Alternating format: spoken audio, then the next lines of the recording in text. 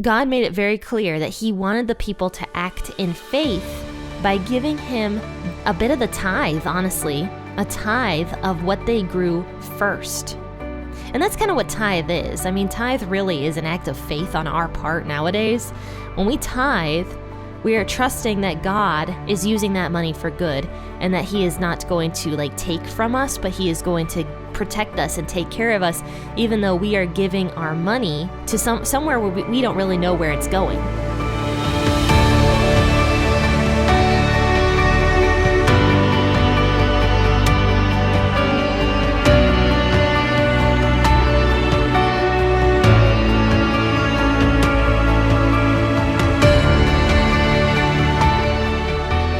Hey, faithful listener, grab your cup of coffee and experience the Bible in a way you never have before. P40 Ministries is a podcast that goes through the Bible cover to cover. It's an awesome narrative that focuses your mind and prepares your heart for God to speak.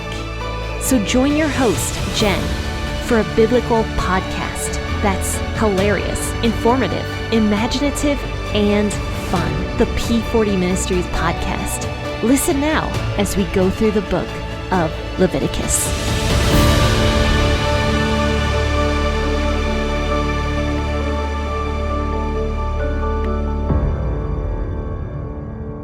Happy Monday. I don't even know what day it is today, guys. I almost said happy Wednesday. No, happy Monday, everybody. Thanks for tuning in to the P40 Ministries podcast this morning. And apparently I am tired, if I don't even know what day it is. But let's go ahead and read Leviticus chapter 23, verses 1 through 14. We're going to start a whole new portion of Leviticus, which is talking about the different holidays that the Israelites would celebrate. So let's see what the holidays are and what God is telling his people to do regarding the holidays.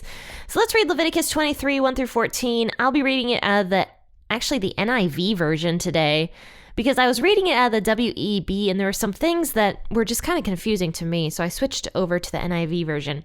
But please feel free to read out of the version you prefer to read out of as always and grab your cup of coffee. Let's go ahead and start. The Lord said to Moses, "Speak to the Israelites and say to them, 'These are my appointed festivals, the appointed festivals of the Lord, which you are to proclaim as sacred assemblies. There are 6 days when you may work, but the 7th day is a day of Sabbath rest, a day of sacred assembly. You are not to do any work. Wherever you live, it is a Sabbath to the Lord. These are the Lord's appointed festivals, the sacred assemblies you are to proclaim at their appointed times. The Lord's Passover begins at twilight on the 14th day of the first month. On the 15th day of that month, the Lord's festival of unleavened bread begins. For 7 days you must eat bread made without yeast. On the first day, hold a sacred assembly and do no regular work. For 7 days, present a food offering to the Lord, and on the 7th day, hold a sacred assembly and do no regular work. The Lord said to Moses, "Speak to the Israelites and say to them, 'When you enter the land I am going to give you and reap its harvest, bring to the priest a sheaf of the first grain you harvest. He is to wave the sheaf before the Lord, so it will be accepted on your behalf. The priest is to wave it on the day after the Sabbath. On the day you wave the sheaf, you must sacrifice as a burnt offering to the Lord a lamb a year old without defect, together with its grain offering of 2/10 of an ephah of the finest flour mixed with olive oil, a food offering presented to the Lord, a pleasing aroma, and its drink offering of 1/4 of a hin of wine. You must not eat any bread or roasted or new grain until the very day you bring this offering to your God.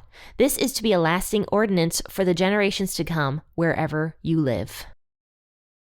So God calls these festivals, that's what it says here in the NIV version, God calls them festivals, and basically they are times for the people to just rest, recharge, relax, and worship God.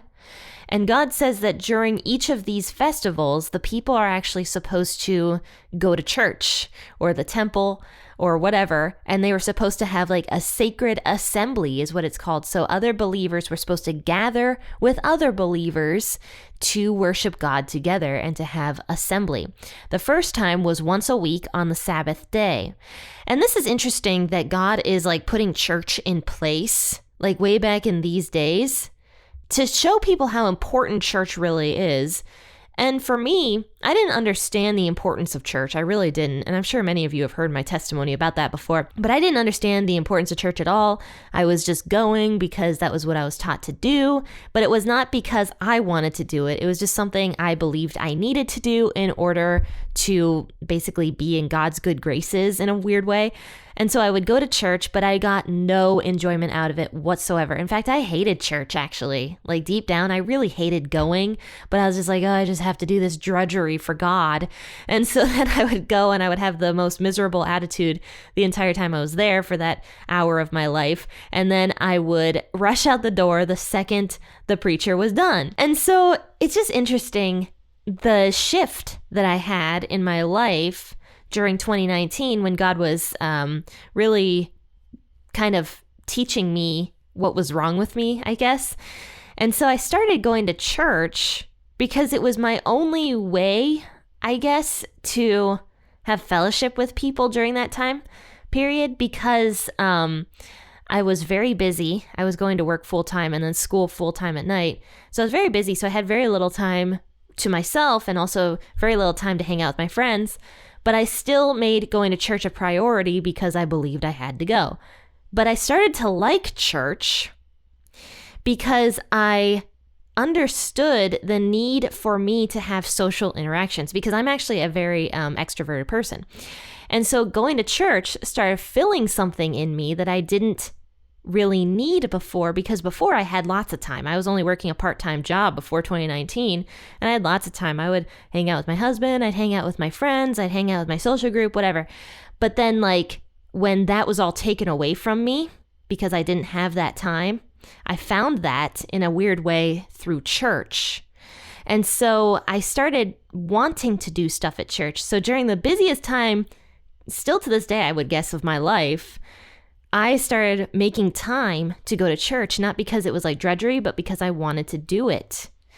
And then I started having this love for that community that I was growing in at my church. And now I know almost everybody at my church, at least a little bit, I would guess. But I know most of the people that go to the church, I would say, like 80%.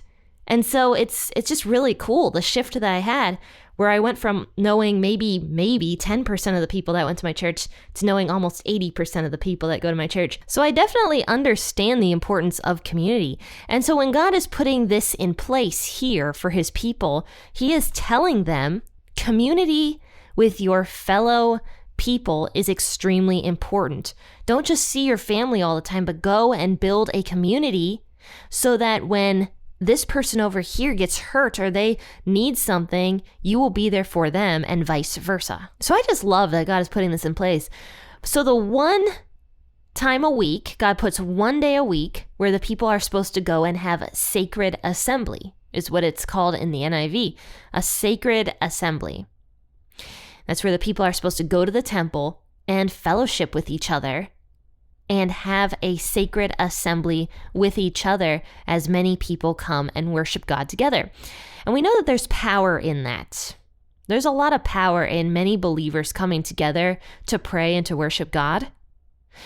I mean, what's the Bible say? It says that when two or more are gathered together in God's name, he will be there in the middle with them. So there's something very powerful about many people coming together to pray and to worship God. So on the Sabbath day, not only are the people supposed to take work off, but they are supposed to have a sacred assembly with each other.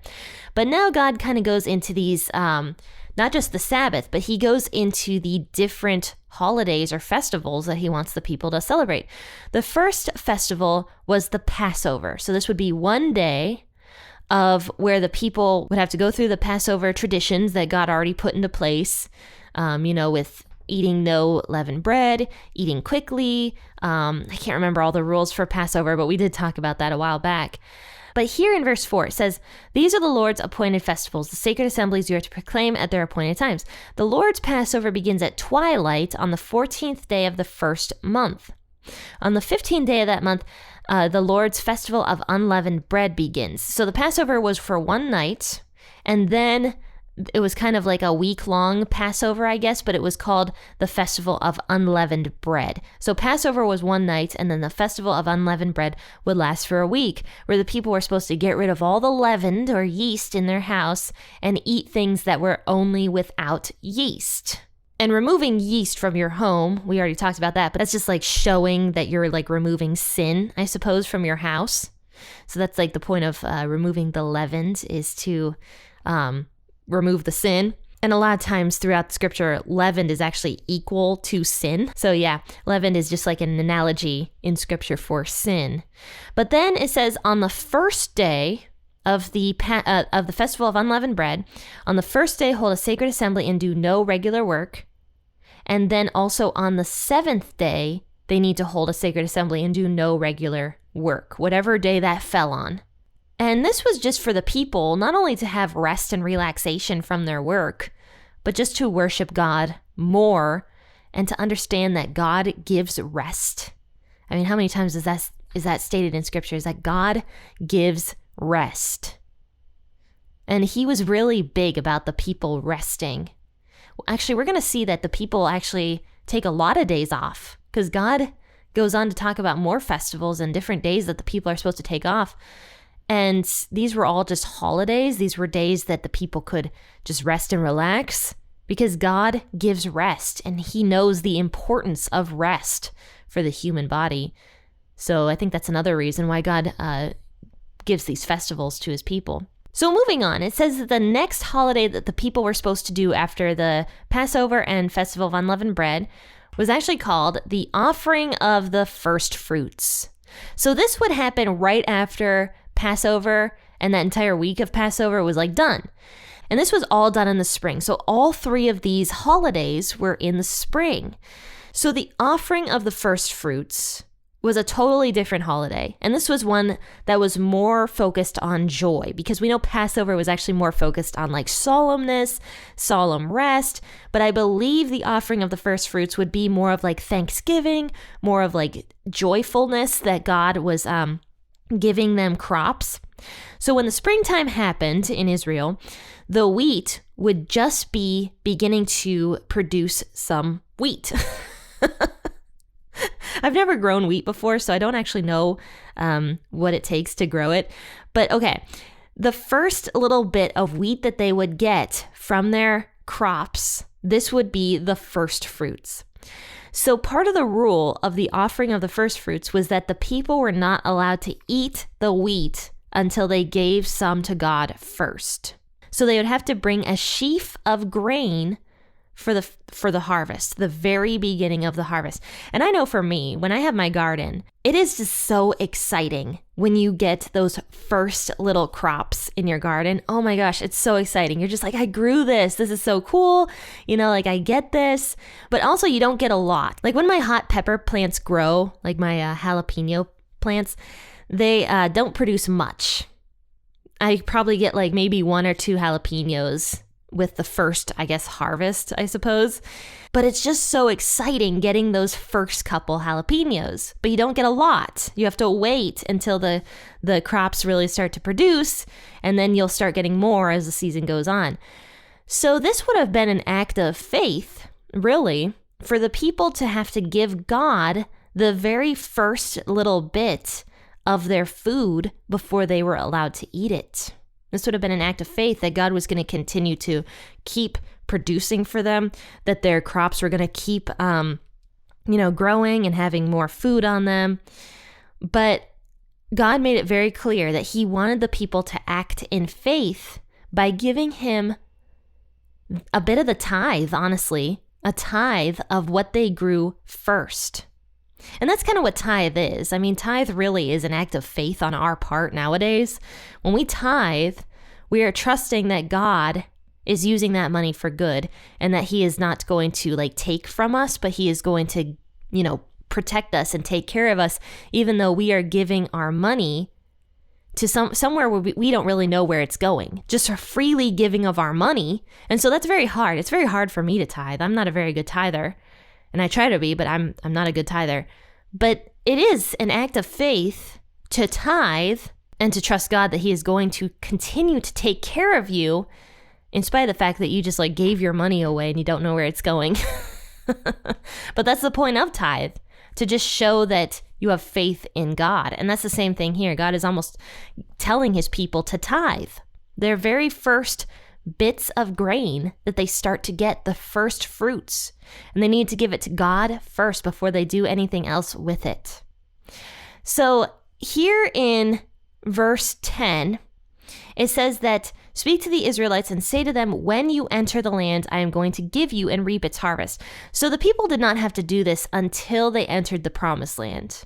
And I think that's really important to pick out, because God was just not like asking for what the people didn't have, but he was saying, when I put you in the promised land, then you do this. When your crops start to produce and when you're like well established, then you do this.